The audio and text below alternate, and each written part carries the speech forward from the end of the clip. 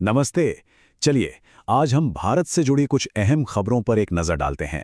समझेंगे कि देश के अंदर क्या हो रहा है और बाहर दुनिया हमें किस नज़र से देख रही है। तो आज हम क्या क्या कवर करने वाले हैं। सबसे पहले देखेंगे ग्लोबल स्टेज पर इंडिया कहाँ खड़ा है। फिर बात करेंगे नेशनल सिक्योरिटी की। उसके बाद देश के अंदर जो नए फैसले हो रहे हैं उन पर फोकस करेंगे। और आखिर में एक छोटा सा ग्लोबल और स्पोर्ट्स राउंडअप भी है।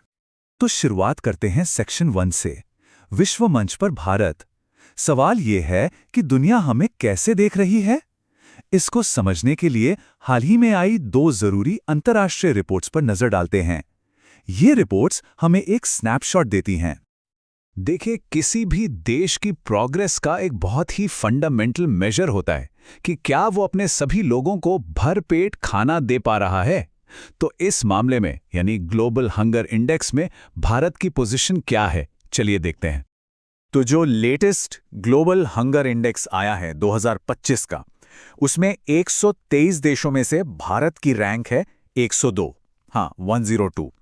ये नंबर आगे की एक बड़ी चुनौती को जरूर दिखाता है। लेकिन इसमें एक सिल्वर लाइनिंग भी है। पिछले साल यानी 2024 में हमारी रैंक 105 थी, तो वहां से 3 रैंक का सुधार हुआ है। ये अच्छी बात है।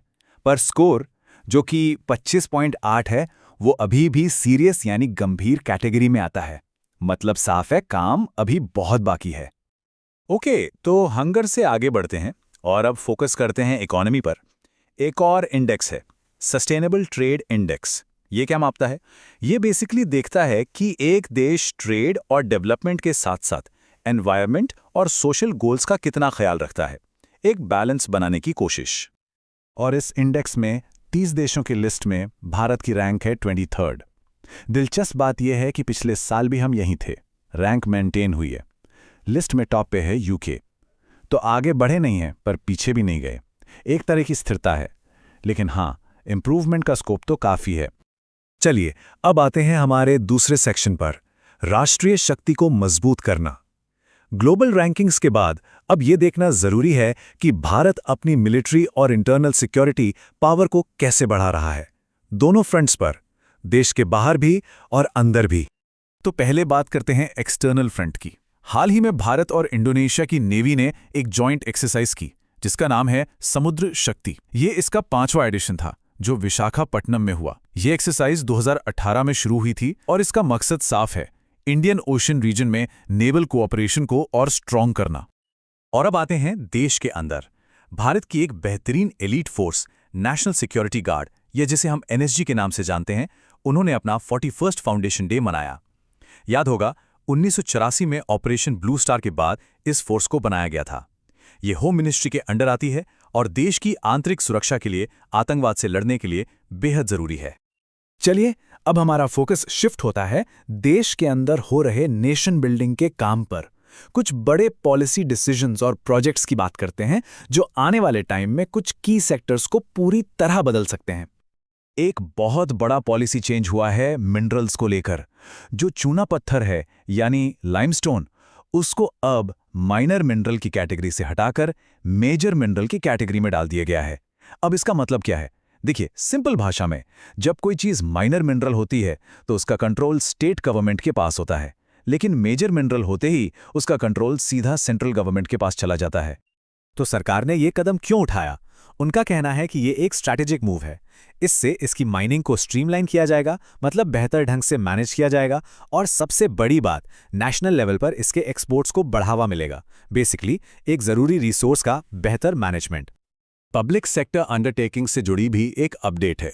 हिंदुस्तान शिपयार्ड लिमिटेड को मिनी रत्न का स्टेटस दे दिया गया है। जैसा कि हम जानते हैं, पीएसयू में एक हायरार्की होती है, महारत्न, नवरत्न और मिनी रत्न। तो मिनी रत्न स्टेटस मिलने का मतलब है कि कंपनी को अब फाइनेंशियल ऑटोनॉमी यानी पैसे से जुड़े फैसले लेने की आज़ादी ज़्यादा मिलेगी। इससे कंपनी की ग्रोथ को बूस्ट मिल सकता है। और अब 2 ऐसे प्रोजेक्ट्स की बात करते हैं जो डेवलपमेंट और एनवायरनमेंट के बीच के बैलेंस की कहानी कहते हैं। एक तरफ है अरुणाचल प्रदेश का 1000 मेगावाट का नाइंग हाइड्रो पावर प्रोजेक्ट। बड़ा प्रोजेक्ट है, लेकिन इसका स्थानीय स्तर पर काफी विरोध हो रहा है, एनवायरनमेंट और सोशल इंपैक्ट को लेकर। और दूसरी तरफ उत्तर प्रदेश में गोमती नदी को साफ करने का एक मिशन शुरू किया गया है। इसका मकसद है शहरों का 95% गंदा पानी ट्रीट करके नदी को फिर से जिंदा करना। तो एक तरफ डेवलपमेंट का प्रेशर, दूसरी तरफ कंजर्वेशन की कोशिश। तो चलिए अब जल्दी से अपने आखिरी सेगमेंट पर चलते हैं। एक क्विक राउंड अप दुनिया से और खेल के मैदान से। दुनिया भर की खबरों में इंडियन ओशन में एक देश है मेडागास्कर। वहां पर एक बड़ा पॉलिटिकल संकट चल रहा था। एंटी करप्शन प्रोटेस्ट्स के बाद अब वहां मिलिट्री ने पावर ले ली है और माइकल रैंड्रियानेरिना को नया अंतरिम राष्ट्रपति बनाया गया है। एक अहम बदलाव है उस रीजन के लिए। और अब स्पोर्ट्स से खुशखबरी। इंडियन विमेन फुटबॉल में मणिपुर का दबदबा कायम है। उन्होंने वेस्ट बंगाल को फाइनल में 1-0 से हराकर 30वीं सीनियर नेशनल फुटबॉल चैंपियनशिप जीत ली है। क्या बात है। और ये लगातार दूसरा साल है जब राजमाता जीजाबाई ट्रॉफी मणिपुर के पास आई है। जबरदस्त परफॉर्मेंस।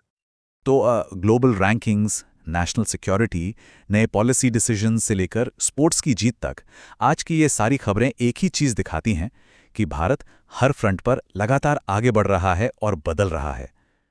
लेकिन यहाँ एक बड़ा सवाल छोड़ जाते हैं। आने वाले समय में इन सभी चीज़ों में से कौन सा एक फैक्टर भारत की ग्रोथ की ट्रैजेक्टरी को सबसे ज़्यादा शेप करेगा? सोचने वाली बात है।